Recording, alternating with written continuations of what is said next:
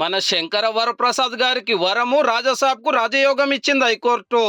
Cinema టికెట్ల రేట్లు పెంచుకుంటానికి special షోలు వేస్తానికి ఫుల్ పర్మిషన్ ఇచ్చింది. మళ్ళా గిసొంటి బంధు పెట్టాలని మునుపు సింగిల్ బెంచ్ ఇచ్చిన తీర్పును పుష్ప 2, గేమ్ చేంజర్, ఓజీ, అఖండ 2 సినిమాలకే వర్తిస్తుందట. అంటే ఇప్పుడు టికెట్ల రేట్లు పెరుగుడు పక్క. Special premiere show single screen లో 800, మల్టీప్లెక్స్ 1000 దాకా కావచ్చునట. అట్లనే 10 రోజులు 400-500 ఉండొచ్చు.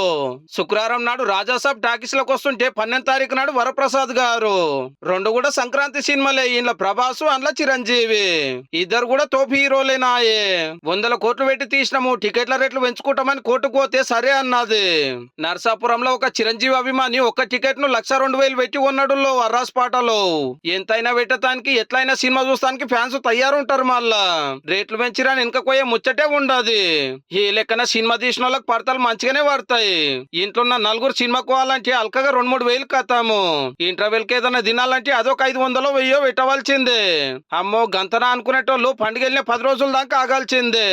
ఆంధ్రాల సంక్రాంతి అంటే కోళ్ల పందాలే కాదు, కొత్త సినిమాలు కూడా మళ్ళా.